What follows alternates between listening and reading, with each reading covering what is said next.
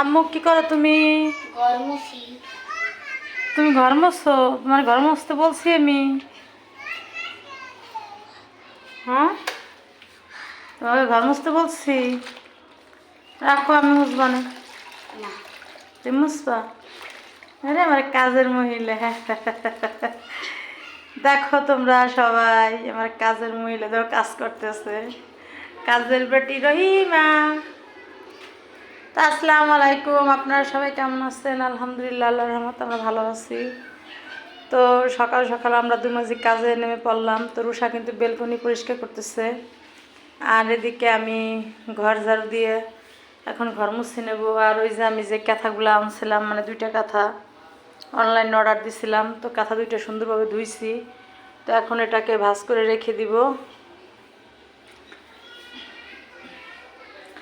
আর এদিকে কাহাপ আজকে যেহেতু বন্ধ, তো স্কুলে যায় নাই, শুধু প্রাইভেট পড়ে চলে আসছে। তাছে কিন্তু দেখেন আমার ঘর পুরো এলোমেলো। তো এখন সেই ঘরগুলো এখন মানে ই করবো, পরিষ্কার করব। তো তার আগে আমি রাইস কুকারে ভাত দিয়ে রাখছিলাম।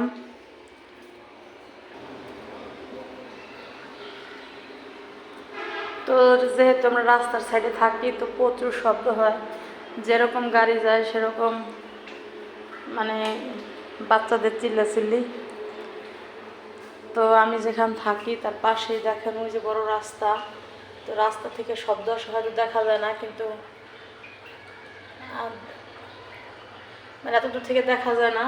যাই হোক, তো দেখেন থালাবাটিগুলো ধুইছি। আর এদিকে দুপুরে রান্নার জন্য কি করব।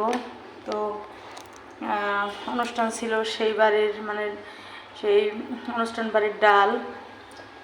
আর এদিকে আছে গরুর গোশ রোস্ট, আর পোলাও ভাত গরম করব।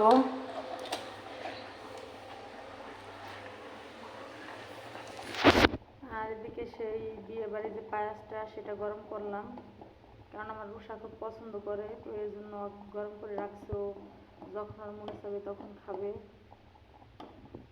আর এদিকে সাদা ভাত দিয়ে রাখছিলাম, তো সাদা ভাতটাও হয়ে গেছে দেখেন।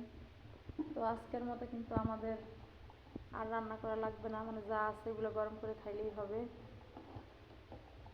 যেহেতু আজকে 2 মেজি কাজে বেশি, তো আজকে অনেকটা সময় যাবে চলে, তো এই জন্য সকাল সকাল রান্না করে ফেললাম।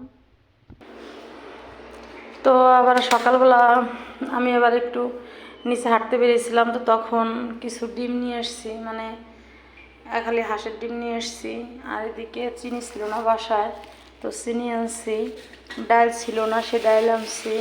তো এগুলো আইন আবার মানে ভিতরে রেখে দিচ্ছি, পরে এগুলো করবো, মানে বক্সে উঠে রাখবো।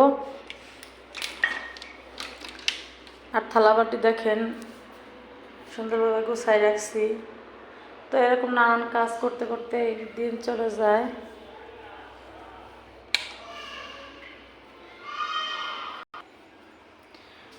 তো আমি যখন যে মেলায় যাই, তখন সে মেলা থেকে কিছু না কিছু কেনার চেষ্টা করি। তো আমি রুষার জন্য এই চেরি ফুলের ইটা আনছি।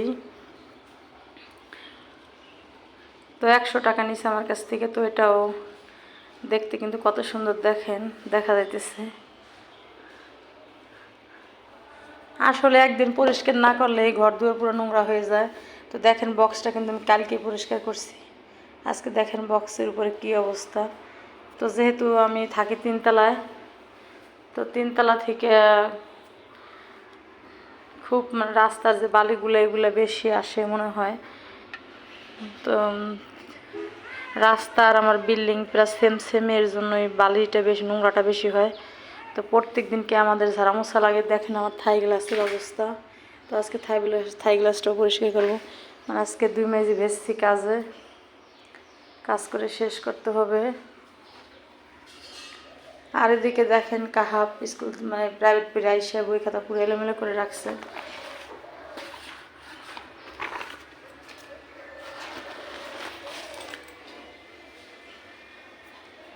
তো আজকে পর্যন্ত আমাদের ব্লগ। আপনারা সবাই ভালো থাকবেন, আমাদের জন্য দোয়া করবেন। আল্লাহ হাফিজ।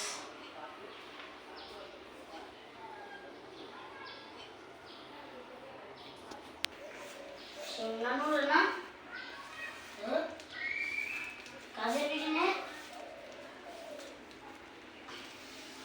ওই পানির ভিতরে ফুল পড়াতে দিয়ে দেবে গরম মশলা দেখে চল চল।